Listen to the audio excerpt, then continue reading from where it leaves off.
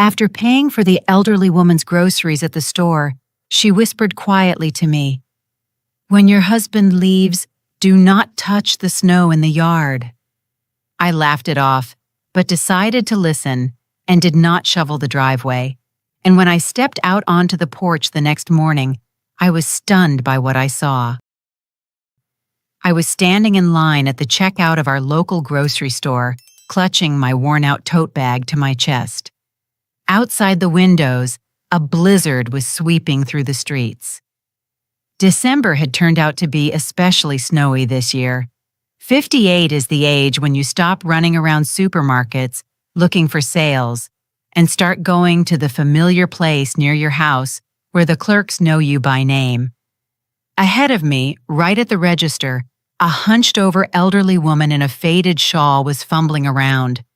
She poured loose change onto the counter from a tattered wallet, counting the coins with trembling fingers. On the belt lay the most modest of purchases, a loaf of bread, a carton of milk, 3 potatoes, and a small onion. "Ma'am, you are short," the cashier, a young woman named Candace with tired eyes, said wearily. "You are short about $1. "How can that be, baby?" the old woman muttered in confusion, sorting through the coins again. "I counted at home. I counted everything." Behind me, someone sighed in annoyance. The line was growing and people were in a hurry to get home out of the bad weather. I looked at the shrunken figure of the old woman at her hands red from the cold at her cheap groceries, and something tugged inside me. How many times had I walked past someone else's grief pretending not to notice? How many times had I turned away so as not to see someone else's need? But today something made me step forward. "Candace, ring it up with mine," I said, handing a $20 bill over the old woman's shoulder. "I will pay for it." "Oh, honey, really, you do not have to," the old woman flustered, turning around. "I will just put something back." "Do not worry about it, ma'am." I smiled warmly. "It is nothing not even worth mentioning." The old woman raised her eyes to me, and I involuntarily shuddered at her strange, piercing gaze. Her eyes were not old at all. They were clear, deep, as if they saw right through me, straight into my soul. The woman was small and fragile, her face furrowed with deep wrinkles, but in those eyes shone some unusual power and ancient wisdom. "Thank you, daughter." The old woman scooped her purchases into a worn plaid bag, and her voice trembled with gratitude. "Your kindness will not be forgotten. It will come back to you." I shrugged, paying for my own groceries, chicken for a stew, vegetables, bread, a couple of cans of goods. Vernon was leaving this evening for another long-haul run for a week, maybe 10 days. I had to cook for him for the road, and also stock up on everything necessary for myself while he was away. 32 years married, and all this time I had seen him off on trips, waited for his return, cooked, washed, cleaned. Life flowed in a well-worn groove, monotonous and predictable. I had already picked up my bags, intending to leave, when I felt an unexpectedly strong grip on the sleeve of my old coat. The old woman stood beside me, clutching the fabric with her wiry fingers with such force that I could not immediately pull away. "Listen to me carefully, daughter," she whispered, leaning in very close so that I could feel her breath. The old woman smelled of mothballs, dried herbs, and something else elusive and ancient. "When your husband leaves for the night, do not touch the snow in the yard. Do you hear me? No matter what he tells you, do not shovel until morning. Let the white lie untouched." "What?" I blinked in confusion, trying to understand the meaning of these strange words. "What snow?" "Do not touch the snow until morning," the old woman repeated slowly, distinctly, as if hammering every word into my consciousness. Her fingers gripped my sleeve even tighter, almost to the point of pain. "Promise me. This is very important. Your life depends on it. Believe an old woman."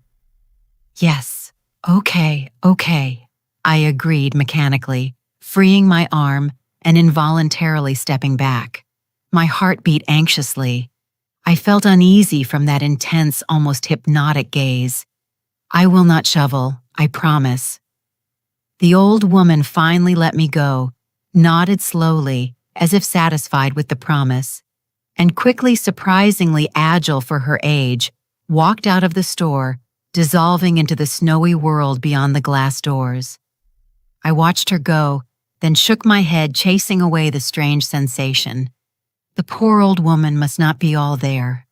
I felt sorry for old folks, lonely poor, living in their own world of fantasies and superstitions. Maybe from need and loneliness the mind gets confused, and so she spouts nonsense about snow and husbands.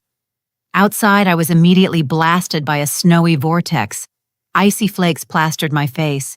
I shivered, wrapped myself deeper into my old scarf, and walked quickly to the bus stop where a small group of chilled people had already gathered.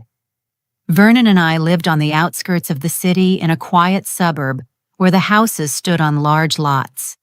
The house had belonged to my parents, a sturdy old place with thick walls built back in the 70s. I had been the mistress of it for many years. I had revitalized the once-neglected garden, planted apple trees that now gave a harvest every summer, and cultivated flower beds, roses near the porch, peonies along the walkway. 32 years married, and for the greater part of them almost 30 years, we had lived in this very house, which was home to me. The bus was stuffy, crowded, and smelled of wet wool.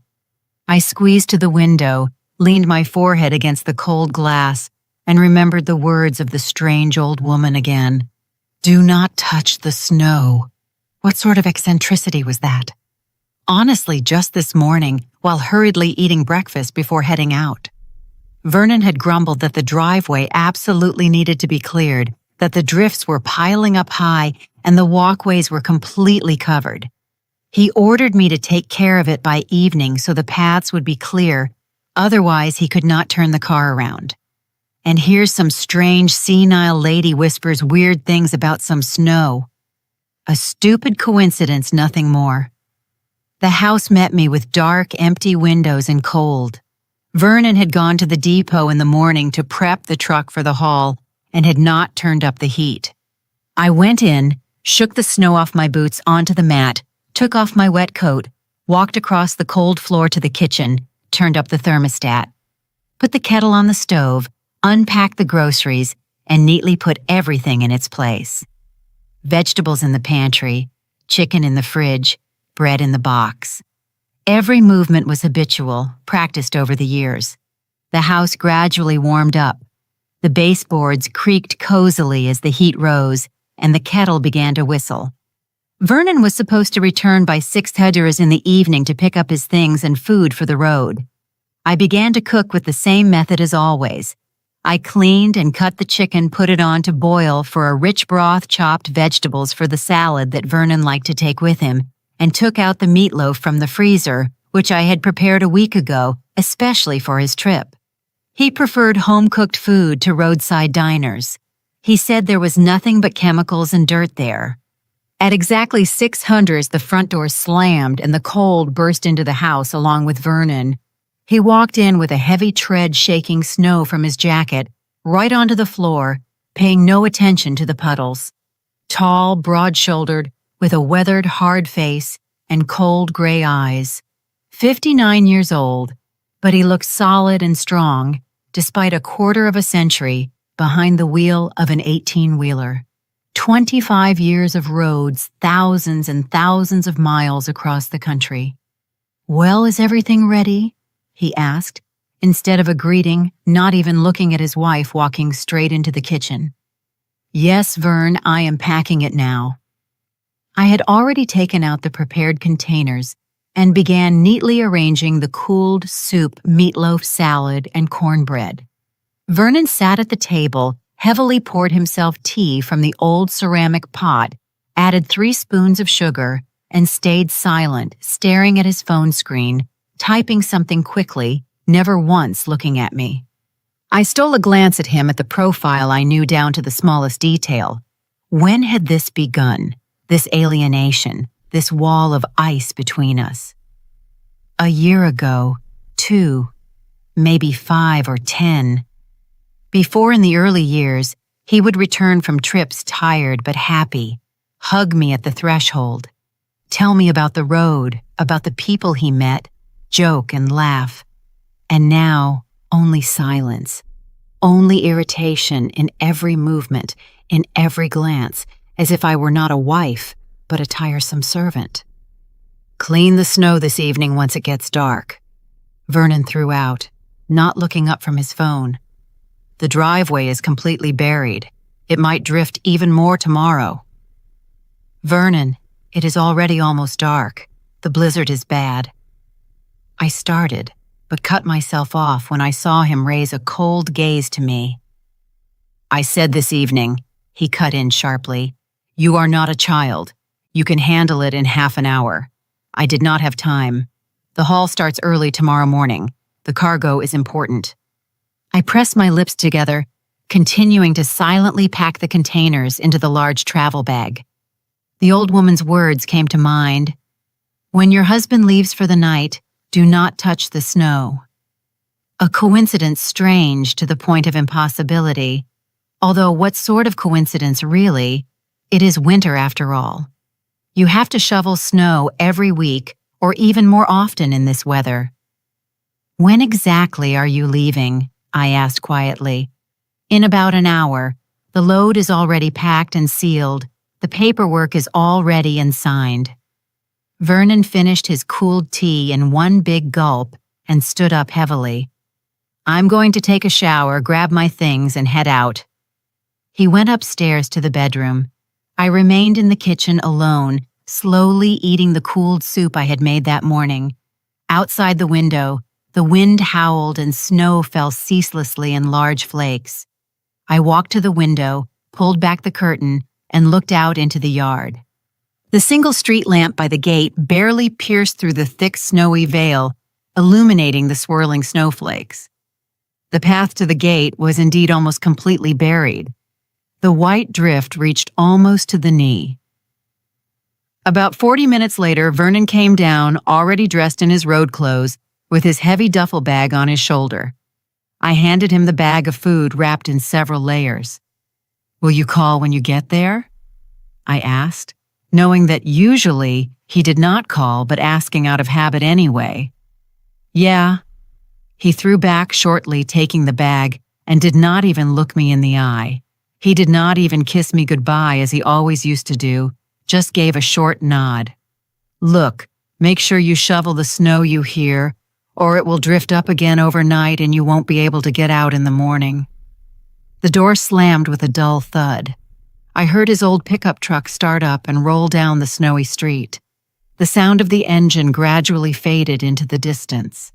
I sat at the kitchen table, wrapping my hands around a cup of cold tea. It became quiet, empty, and somehow anxious in my soul, though I did not know why.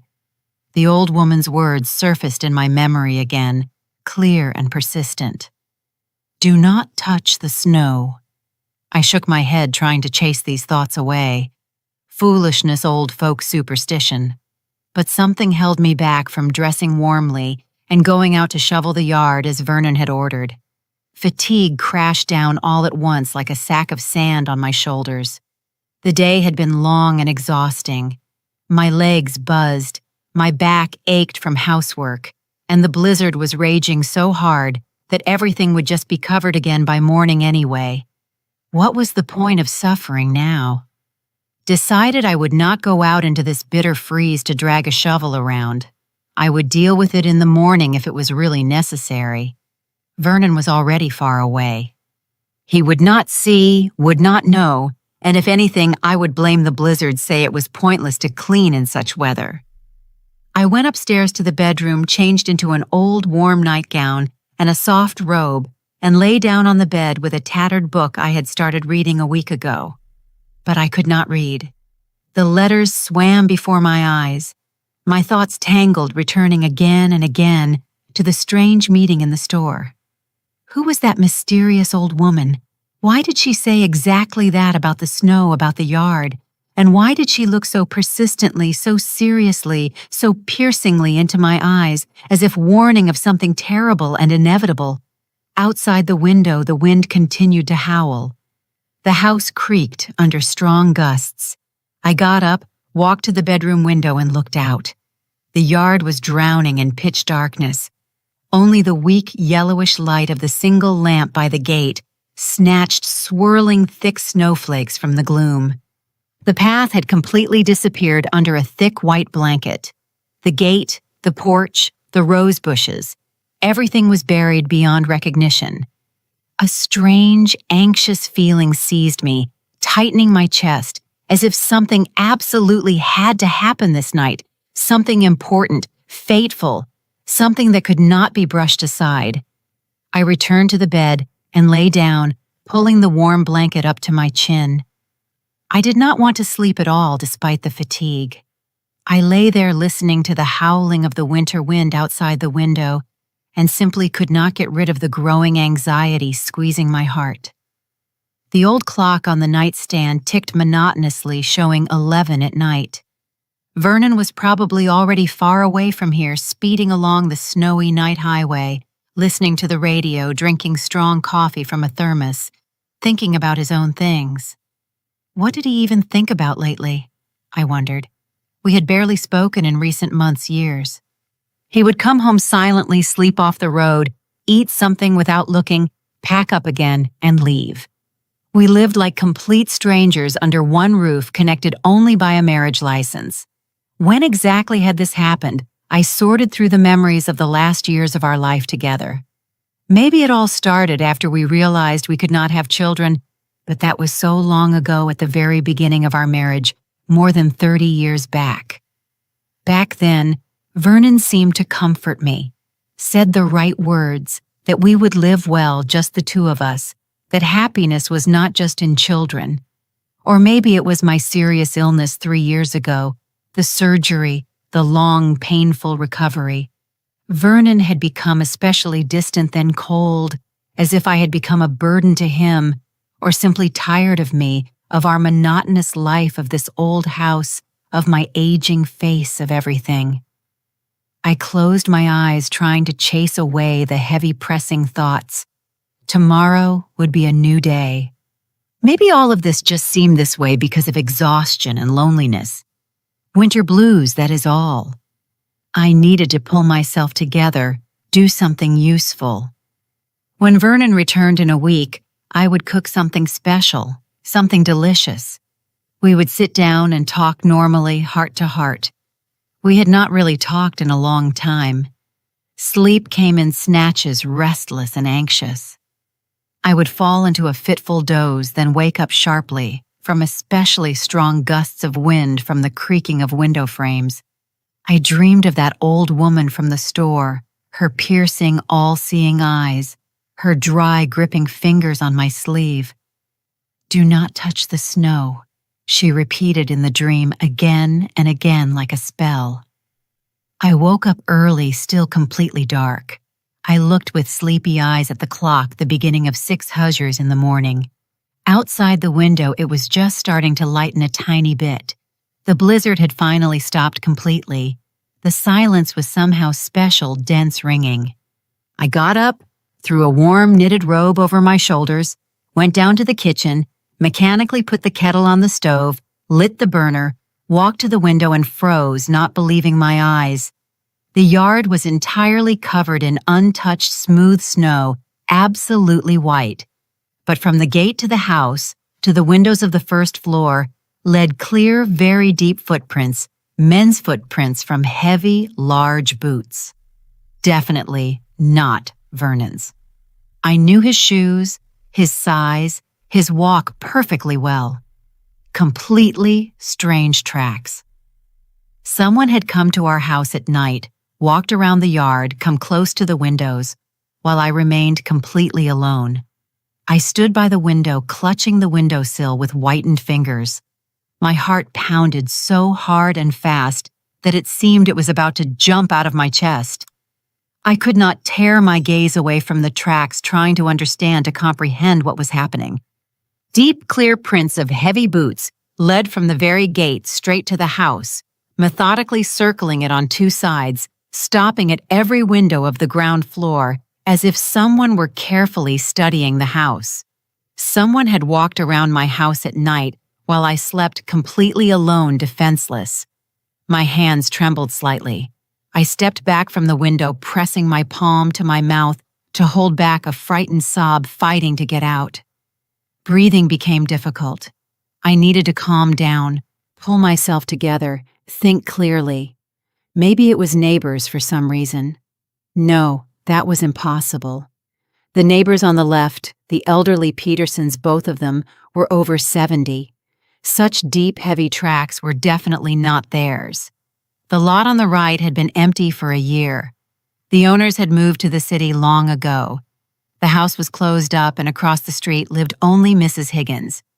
But why would an elderly woman walk around a stranger's yard in a blizzard at night?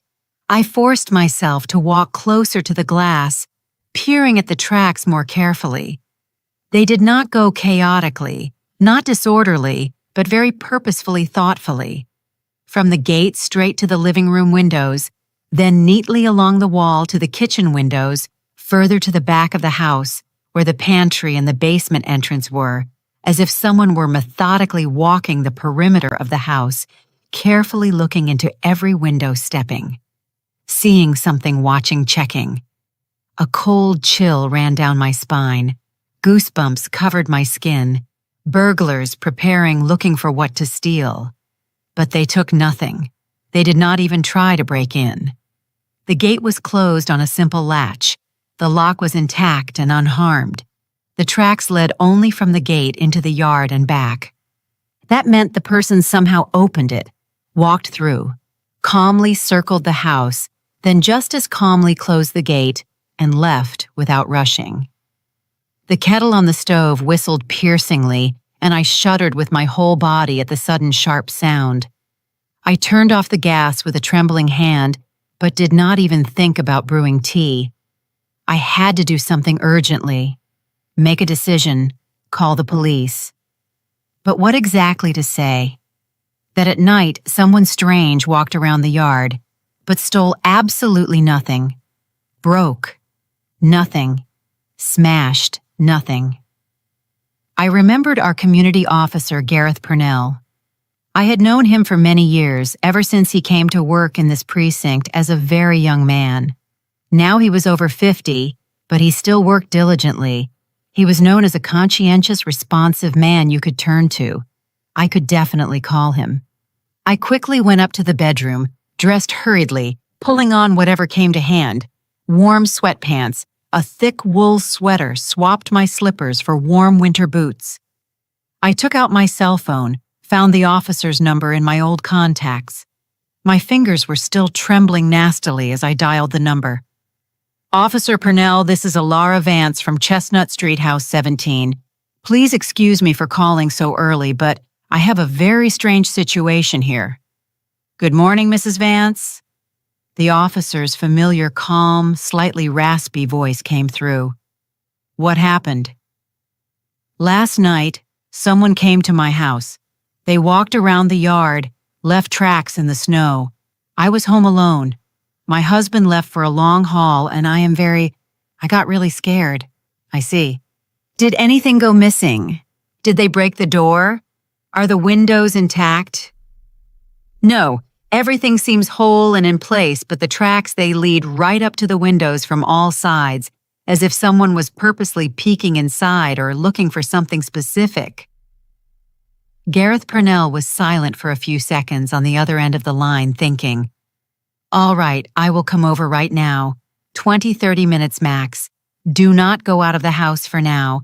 Do not trample the tracks under any circumstances, and check all windows and doors thoroughly. Make sure everything is securely locked. Thank you so much. I exhaled with relief. I will wait for you. I put the phone on the table and immediately began checking the house. I looked around with new wary attention. The house now seemed foreign, hostile, unsafe. Every familiar creak of the floorboards, every rustle outside the window made me flinch nervously and look around. I methodically walked through all the rooms on the first floor, carefully checking the windows. All were tightly closed with latches. Nowhere were there even the slightest signs of an attempted break-in. The front door was locked with 2 turns of the key, and the chain exactly as I had left it for the night before bed. It seemed everything was in perfect order, but for some reason this did not calm me down at all. On the contrary, it worried me even more. I walked again as if drawn by a magnet to the kitchen window, peering at the tracks again. Now, in the brighter morning light, they were visible even more clearly, even more frighteningly, very large, very deep. The distance between steps was quite wide. Definitely a man, tall, heavy, large build. He walked leisurely, completely confidently, calmly. He knew exactly what he was doing and why he came. 20 minutes dragged on excruciatingly, unbearably long, like hours. I sat in the kitchen, clutching a cup of completely cold tea in my trembling hands, and literally could not take my tense gaze off the window. What if this unknown person returns right now? What if he is watching somewhere nearby, waiting for the right moment when I step out or get distracted? Finally, bright headlights hit the window. I jumped up from the chair and looked out. The recognizable cruiser of the officer Gareth Purnell got out of the car. A tall, heavy-set African-American man, a little over 50, in a uniform winter jacket and a warm hat. I literally ran to the door, threw it open before he could ring the bell. "Officer Purnell, thank you so much for coming so quickly." I stepped aside, letting him into the house. "Oh, think nothing of it, Mrs. Vance. It is my job." He deliberately shook the stuck snow off his heavy boots, walking after me into the kitchen.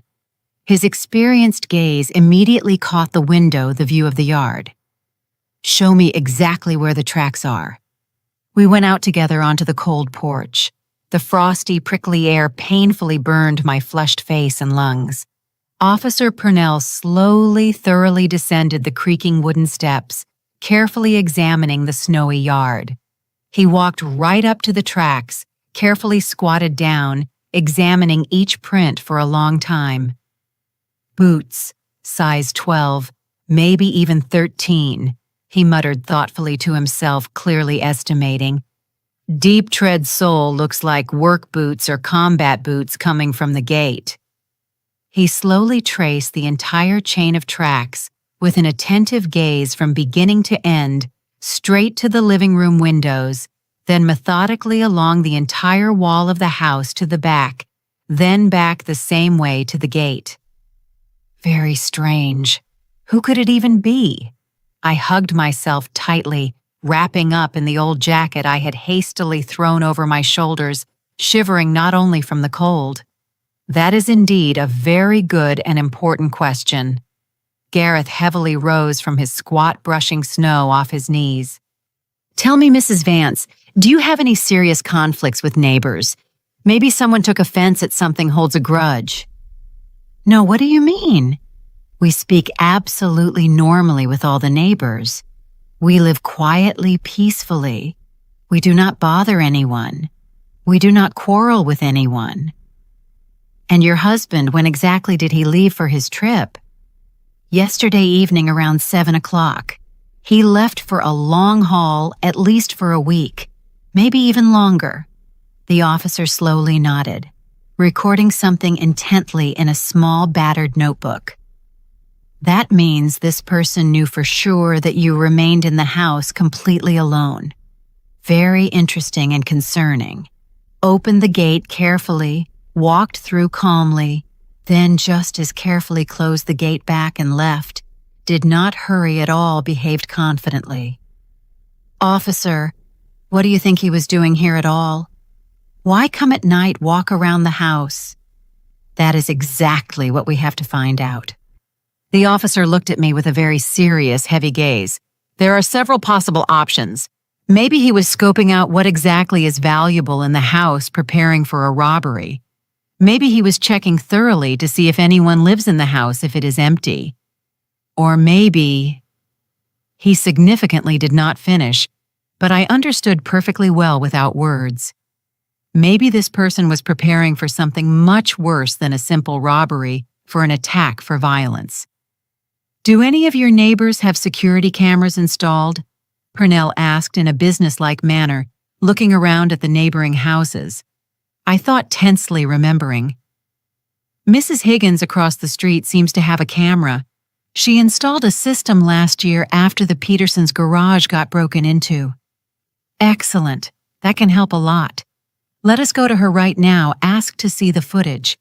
Possibly the camera captured who exactly came, what car they arrived in." We quickly walked out the gate, crossed the empty snowy road. Mrs. Higgins' house stood directly opposite, neat, well-kept, painted a pleasant light blue with nice wooden shutters. I rang the doorbell at the gate. About a minute and a half later, the front door of the house swung open. The hostess herself appeared on the porch, a plump, good-natured woman of about 70 in a bright floral housecoat with gray hair neatly gathered in a small bun at the back of her head.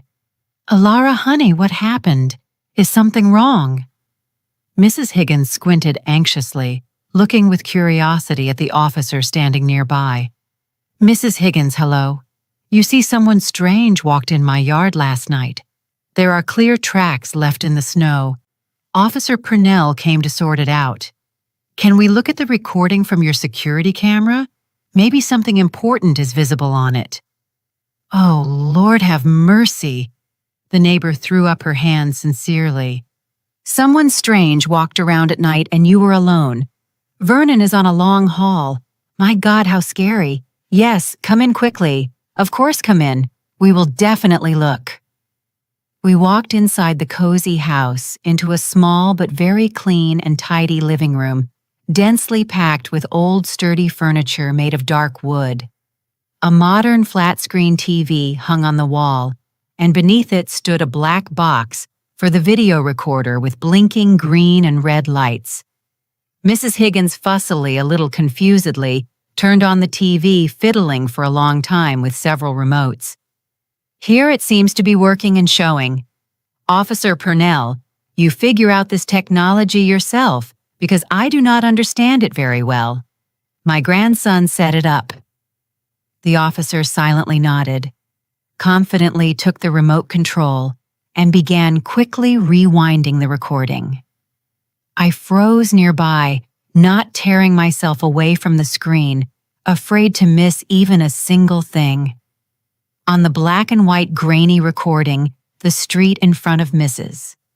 Higgins' house was clearly visible, my own house opposite the gate of my yard, part of the yard itself. "You say your husband left the house around 7 in the evening," Gareth clarified, not taking his eyes off the screen. "Yes, around 7, maybe a little later." He quickly rewound the recording to 8 o'clock in the evening, set playback to normal speed. The picture was not the best quality, grainy black and white, blurred in places due to the falling snow, but on the whole, it was quite possible to distinguish what was happening. The street was completely empty, deserted snow falling in a thick veil, visibility very poor. Time on the recording crawled slowly forward. 9:00 p.m., 10:00, 11:00. "Here, look closely, right here." Purnell poked a thick finger intensely right at the screen. 1:15 to midnight. On the deserted street, an unfamiliar car unexpectedly appeared, a regular dark sedan. Slowly, leisurely drove up, neatly stopped right opposite my house. A tall man in a dark, bulky jacket and a knit cap pulled low over his forehead got out of the car leisurely. It was absolutely impossible to make out a face on such a recording. He calmly looked around, as if checking if there were witnesses, then confidently opened my gate and disappeared behind it, dissolving into the darkness. "Lord have mercy," I whispered, feeling my insides turn traitorously cold, my legs going weak. About 10 minutes later, maybe 12, the man appeared in the frame. He walked out of my yard again, completely calmly, just as methodically closed the gate behind him. on the latch, got into his car, and slowly, without rushing, drove away, disappearing around the bend. "Pause," Officer Purnell commanded, shortly hitting the button. He rewound a little bit back, froze the image at the moment when the car was visible best of all. "Here is the license plate. Hard to see because of the snow and darkness, but I think we can try to make out a few numbers. And here on the side door of the car, that is a logo of some company writing." I squinted, staring intensely at the blurred, fuzzy image on the screen. On the side of the car, there was indeed something light, painted some large inscription, an emblem. "Looks very much like a company car," the officer muttered thoughtfully. "Definitely not a private owner. Some organization, a serious firm. Or maybe it is appraisers from a real estate agency." Mrs. Higgins suddenly piped up. She had been standing nearby all this time, watching intently, pressing both hands to her ample chest. "But from a realtor agency," I turned sharply to the neighbor, not understanding. "What appraisers, Maria? Why appraisers at all?" "Well, I do not know exactly. Maybe someone is planning to sell the house, doing an appraisal."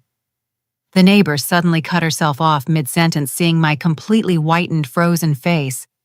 "Oh, Elara, forgive me. I am an old fool. Probably said something stupid." But Officer Purnell was already alert, like an experienced hound. "Mrs. Higgins, why did you think of a real estate agency immediately?" "Well, just an association." The neighbor hesitated, embarrassed. "Just last month, an appraiser from an agency came to me when I was looking at and buying my daughter's apartment in the city. So he also arrived late in the evening. He had no time during the day in exactly the same company car with a big, bright agency logo on the door. It just seemed very similar to me." The officer magnified the image of the car on the screen, even more as much as the recording quality allowed. The writing on the side door was very hard to read due to distance and darkness blurred, but the first word could still be distinguished. It seemed to be hearth something else. He quickly wrote this down in his notebook. "We definitely need to check all the real estate agencies in our city and county, urgently find out who exactly has such company cars with similar markings." I was silent, finding no words. One insane, simply incredible thought was spinning in my head, making me feel sick. An appraiser from a real estate agency came to inspect my house at night. But who could have called this appraiser? The house was titled strictly to me, entirely in my name. I had never given anyone any permissions, any power of attorney. I was not planning to sell anything at all. This was my only home. "Mrs. Vance." Gareth Purnell gently but firmly placed a heavy hand on my shoulder.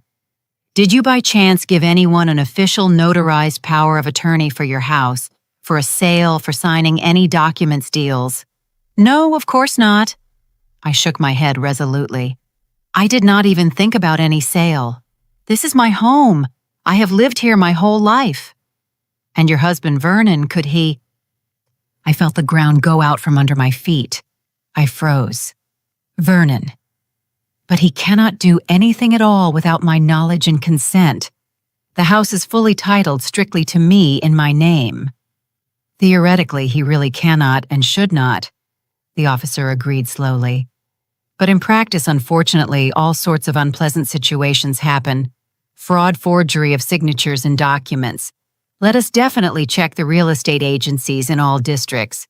If it really was an appraiser from some agency, we will definitely find out thoroughly who exactly ordered this night assessment of your house." By lunchtime, we were sitting in the office of Hearthstone Realty in the city center.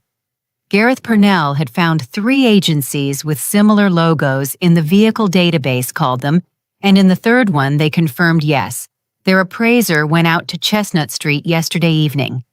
The agency director, Isaac Graves, a man of about 40 in an expensive suit, met us with a feigned politeness that poorly concealed his nervousness.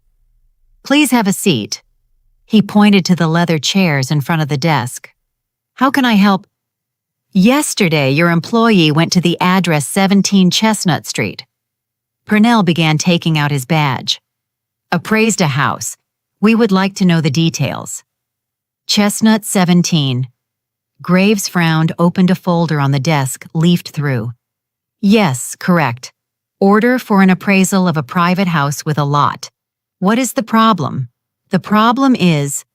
I leaned forward, trying to speak calmly though my hands were shaking. That this house is mine, and I did not call anyone for an appraisal. The director raised his eyebrows. How is that? The order is filed in the owner's name. Look here. He turned the folder around, showed a document. Vance Vernon Michael Client. Owner Vance Ilara. There is a power of attorney from the owner. What power of attorney? My voice broke. I gave no power of attorney. Graves blinked in confusion, dug into the folder again, took out another sheet. Here, please. Power of attorney from Vance. He authorized spouse to represent interests in real estate transactions. Notarized. He held out the document. I grabbed the sheet, drilling into it with my eyes. My name, passport, data, address. Everything was correct. At the bottom, a signature, my signature. But I had not signed this. Never. It is a forgery, I whispered, feeling the room swim before my eyes. I did not sign this. Officer Purnell took the document from me, studied it carefully. Mr. Graves, when was this power of attorney brought to you? A week ago. Vernon Vance came in person, said he wanted to sell the house, asked to conduct an appraisal. We processed everything, agreed on a site visit. He said his wife was aware she just had no time to deal with it, trusted him. And you did not check the authenticity of the power of attorney. The officer looked at the director with a heavy gaze. It has a notary seal, everything as required. Graves squirmed in his chair. We are not required to verify every power of attorney through the notary board. That is not our job. Show me all correspondence with the client. Purnell cut him off. Everything you have, documents, contracts, emails. The director nodded, went into the computer. I sat staring at one spot. My head buzzed. Vernon, my husband, forged my signature, wanted to sell the house, our house, without saying a word to me. Look here. Graves turned the monitor. First contact 2 weeks ago. He emailed, asked about appraisal and sale of a house. We set up a meeting. He came, brought documents. We drew up a contract for appraisal. The appraiser went out, inspected the house. At night, I inserted dully. At 11:00 at night, while I was sleeping, he walked around the house, peered into windows. Well, the client requested evening time, specifically said someone is there during the day, and he needed it to be unnoticed. Graves spread his hands. We do not refuse clients if the request does not break the law. And the fact that you are working with forged documents, that does not break the law. Officer Purnell slammed his palm on the table. I did not know the documents were forged. Graves went pale. I swear everything looked legal. What happened next? The officer nodded at the monitor. After the appraisal. After the appraisal, we compiled a report. The house was valued at $420,000. Vance agreed to this amount, asked to find a buyer. We posted a listing. When? I interrupted. This morning.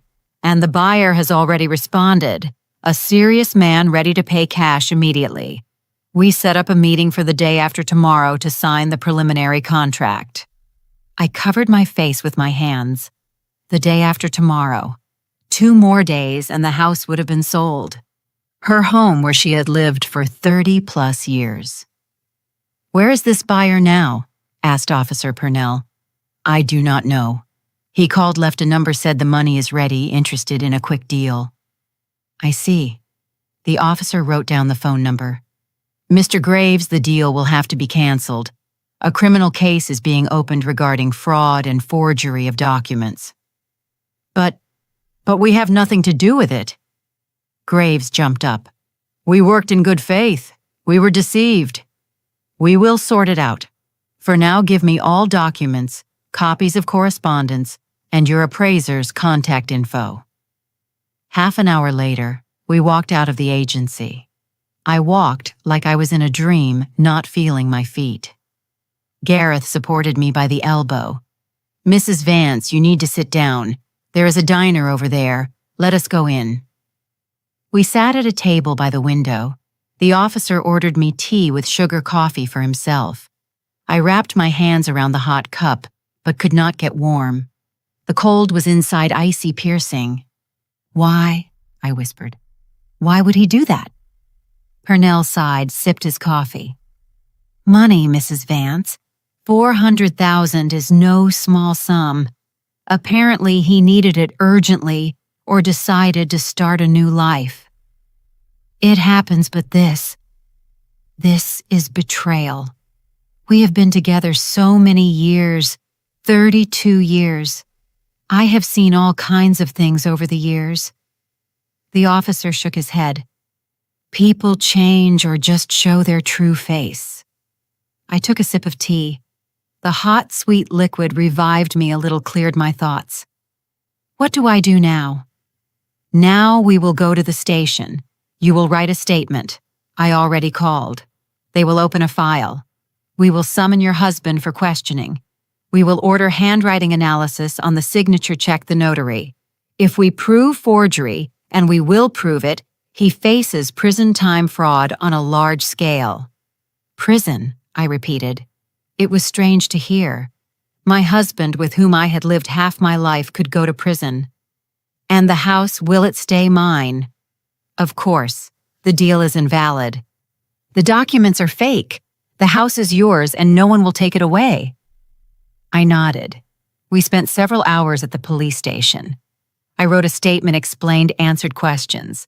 Officer Purnell described the footprints in detail, the camera recording the agency. The detective, a young woman with a tired face, wrote everything down, nodded. We will summon your husband with a subpoena, she said at the end. When does he return from his trip? He should be back in a week, but I can call him, tell him to come back sooner. No. The detective shook her head. Do not warn him. Let him think everything is going according to plan. It will be simpler to detain him that way. I agreed, walked out onto the street. It was already getting dark. Winter, December, short days. Gareth walked me to the bus. You hold on, he said in parting. I know it is hard right now, but you did the right thing. You cannot let things like this slide. Thank you. I shook his hand. If not for you, for... Come on, it is my job. He waved his hand. You should say thank you to that old lady who warned you about the snow. Miracles, honestly. I sat on the bus, leaned my forehead against the cold glass. The old lady. How did she know I remembered her eyes piercing, seeing right through her dry fingers on my sleeve? Her words, when your husband leaves, do not touch the snow. If I had shoveled the snow in the evening as Vernon ordered, the tracks would not have been visible. I would never have known that someone came, and in the morning new snow would have fallen and everything would have been covered. And I would have lived on, not suspecting that the house was being sold out from under me. And in 2 days, Vernon would have come or called, said the house was sold, or maybe said nothing at all and simply disappeared with the money. And what could I have done? Proving something would have been almost impossible if the deal had already gone through. At home, I took off my coat, went into the kitchen, sat by the window, looked at the yard at the tracks, which were now slightly covered by new snow. I should have eaten something, but I did not want to. I felt sick from the thoughts from the betrayal, from how easily Vernon had decided to deceive me. 32 years I cooked for him, washed, waited for him from trips. When he was sick, I was there, but coldly, so distantly. I thought that was just his character, that work had worn him out. But he was simply waiting for the moment to get rid of me. Sell the house, take the money, start a new life. Maybe he had had someone for a long time, another woman, young, beautiful, and he dreamed of running away to her, and his wife was in the way. Tears rolled down my cheeks.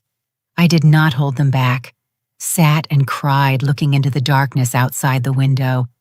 Cried not for my husband, for myself, for the lost years, for the fact that life had passed with a man who turned out to be a stranger in the end. That at 58, I was left alone with a broken heart and betrayal in my memory. The phone rang. Vernon lit up on the screen. I looked at the call for a long time, then declined it. A minute later, a text came. "How are things? Got here fine. Talk tomorrow." Dry short as always. I did not answer. The night passed without sleep. I lay in bed, staring at the ceiling, sorting through everything that had been between us, searching for the moment when everything broke, or had it been broken from the start. Maybe he never loved me. Married for convenience, needed a house, a mistress of the house, and now decided that was enough time to take what he could and leave. In the morning, I got up shattered with swollen eyes, looked in the mirror, a stranger's face gray, strands in my hair wrinkles, fatigue old ugly. Maybe that is why he decided to get rid of me. No, enough. I straightened up, looking at my reflection. Enough pitying myself and making excuses for him. He is a criminal. He wanted to rob me, leave me on the street, and I will not let him do that. I got dressed, went down to the kitchen, made breakfast, forced myself to eat, then took out the phone, called the lawyer Vernon had once hired for paperwork, explained the situation, asked for help with the divorce. "Come in tomorrow, we will draw everything up," the lawyer said. "And you are doing the right thing, doing it immediately. Things like this cannot be forgiven." I hung up. Divorce, a strange word. I never thought I would say it. It always seemed that Vernon and I would be together to the end, like his parents, like my parents for life. But it turned out simply until the moment he got bored. 2 days later, Gareth Purnell called. "Mrs. Vance, your husband returned. We detained him this morning when he arrived at the depot. Interrogation is underway. Do you want to be present?" "No," I answered firmly. "I do not want to see him." "Understood. Then I will tell you the main thing. He confessed to everything, says he got into debt. Slot machines lost a large sum. Creditors were threatening. Decided to sell the house, thought you wouldn't find out until it was too late." "And what now?" "The case is going to court, taking into account the confession and the fact that the deal did not go through. He will likely get probation or a short real term plus compensation to you for moral damages." "Okay, thank you." I hung up. Slot machines debts. So it wasn't about another woman, not about me getting old and ugly, just money, just gambling and stupidity. For some reason, that did not make it easier. Maybe another woman would have even been better, at least some human explanation, but this way he just sold our life for debts. Spring came unexpectedly early. At the end of March, the snow melted in a few days, exposing the blackened earth and the first green shoots of grass. I stood by the kitchen window with a cup of coffee in my hands and looked at the yard where once on a cold December night, a stranger's footprints had remained footprints that changed my whole life. The trial went quickly. Vernon got 2 years probation, plus an obligation to pay me compensation in the amount of $5,000. The lawyer explained that it was difficult to get more. There were no actual damages. The deal did not go through. The house stayed with me. Vernon paid the money immediately. In court, he looked at the floor, not raising his eyes. He offered no apology. The divorce was finalized a month later. Vernon moved in with his brother, took his things. While I was not home, I specifically went to a friend's to avoid seeing him. When I returned, the house was empty. Half the closet gaped with empty shelves. On the wall, a light spot where his photograph had hung. I took down the other photos, put them in a box, put it away in the attic. Did not throw them out a third of a life together after all, but I did not want to look at them anymore. The first weeks after the divorce were strange. The silence in the house was deafening. No one slammed the door. No one demanded dinner. No one grumbled. I walked through the rooms and didn't know whether to rejoice or cry. The neighbors were supportive. Mrs. Higgins came by every day with pies and news. The Petersons invited me for tea. Officer Purnell stopped by a couple of times, asked, "Is everything all right?" "You are strong, Mrs. Vance," he said once over tea. "Not every woman at your age would decide to start life over, but you are managing." "What choice do I have?" I chuckled. "Sit and pity myself. Many do just that, but you hold on, that is worth a lot." I started thinking about work. Pension was still a ways off, and what was I to live on? The compensation and savings would not last long. I did not want to sell the house, it was all that remained. I looked through ads. At my age, options were few: sales clerk, cleaner, night watchman. Requirements were scary: under 45 work experience, computer skills. Where would a housewife with 30 years of tenure go? In early April, I got lucky. The local library was looking for an assistant librarian, part-time, small salary, but close to home. I went for an interview with the director, Nina, a pleasant woman of about 60. Experience with books? No, but I read a lot all my life. I love books. I spoke sincerely. Reading had been my escape all those years. That is enough. Nina smiled. I need a person who loves books, not just punches the clock. Come in Monday. The library turned out to be a quiet, cozy place. An old building with high ceilings, creaky parquet floors, rows of shelves smelling of paper and comfort. I quickly got the hang of it, helped readers shelved books, taped up covers. The work was not hard, but pleasant. Gradually, I met the regulars' grandmothers looking for romance novels, school kids with classics, young moms with fairy tales, an elderly retired military man with history books. One of the regular readers, Vivian, about 70, lingered at the counter one day. "Alara, honey, aren't you the one Maria Higgins was telling about?" "Mrs. Higgins, yes, we are neighbors." "She told your story about the husband who wanted to sell the house. How awful." I pursed my lips. Gossip had spread through the neighborhood. "That was in winter. It has passed now. But good for you for not putting up with it." Vivian put a hand on my shoulder. I put up with mine for 30 years, drank, ran around, raised a hand to me. I stayed silent, raised the kids. He died of cirrhosis 10 years ago, and only after his death did I understand how one can live freely without fear. "You still have plenty of life left," she continued. 58 is young. My friend got married at 62, happy as a schoolgirl. Do not give up." Vivian started coming by more often, introduced me to other ladies. Lucille, Tammy, Zora, all about the same age, widows or divorced. They gathered together, went to the theater, to exhibitions. "Join us," Lucille offered. "On Saturday, there is a retro music concert at the community center. Relive our youth." I agreed.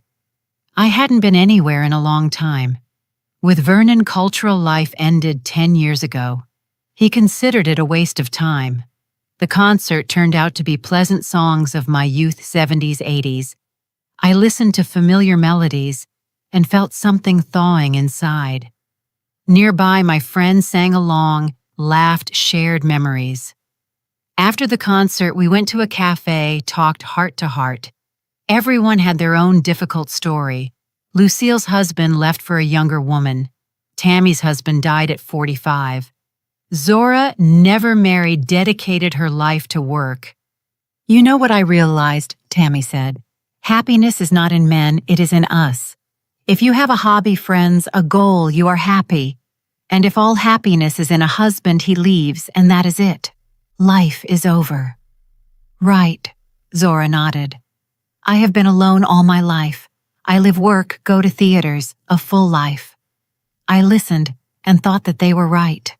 All my life I built around Vernon, his schedule, desires, moods, forgot about myself. Now I needed to remember who I was, what I loved, what I wanted. At home, I took out an old album.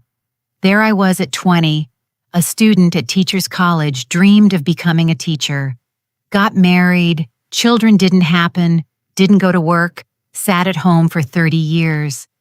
But there were dreams. Wanted to draw, travel, learn French. Put it all off for later. But now, nothing was stopping me. I took a notebook, wrote, "What do I want?" 1, learn to draw. 2, go to the city museum. 3, learn French. 4, fix up the garden. 5, find a hobby. The list was short, but it was a start. I smiled for the first time in months, sincerely. The next day, I signed up for drawing classes at the community center classes on Tuesdays and Thursdays, just on my days off. The instructor, Alice, greeted me warmly. "Never too late to start," she said. "The main thing is desire." The first lessons were hard. My hand wouldn't obey, lines were crooked, but I didn't give up, came home and practiced. By the end of April, I drew my first still life apples in a vase, hung it in the kitchen, and felt pride every time. In May, I decided on a trip, took the weekend, bought a bus ticket to the state capitol, walked through museums, took photos, felt free and happy. Returning, I felt a surge of strength. Life goes on. It started anew, without deception, without coldness. One evening in early June, I was sitting on the porch with tea. It smelled of blooming lilacs. I had planted 3 bushes in the spring. Mrs. Higgins walked up to the gate. "Elara, can I come in?" "Of course, come in." The neighbor sat nearby. Wanted to ask, "Remember that old lady who spoke about the snow?" I shuddered. How could I forget? I remember. Why, I tried to find her. Did she help you? I asked at the store. Nobody knows her. Candace says she was there one time, never saw her again. Strange, I thought. I thought about her too. Maybe it was a guardian angel. Mrs. Higgins lowered her voice. How did she know about the snow? I chuckled. I do not know. Maybe intuition or life experience, or maybe fate. The neighbor sighed. You paid for her groceries, did a good deed, so she paid you back. Fair. I was silent, looking at the sunset. Maybe so. Good begets good. I helped the old woman, she helped me. You know Maria, I said quietly. I am grateful to her. If not for her, I would have lived on not knowing the truth. It hurt.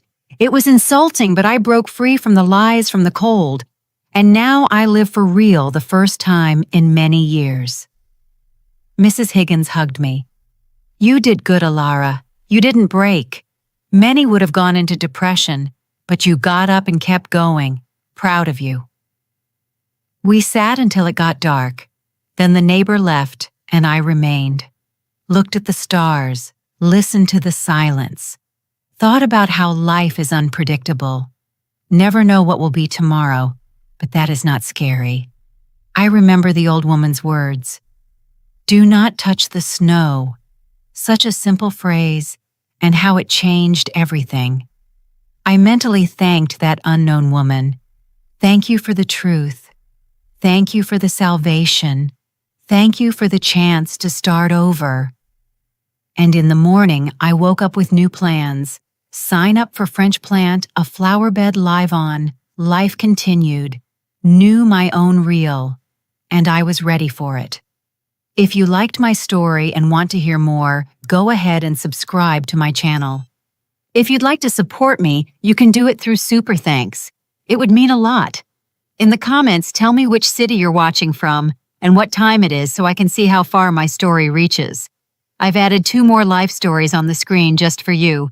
Click 1 now and let's keep spending time together. Much love, see you soon.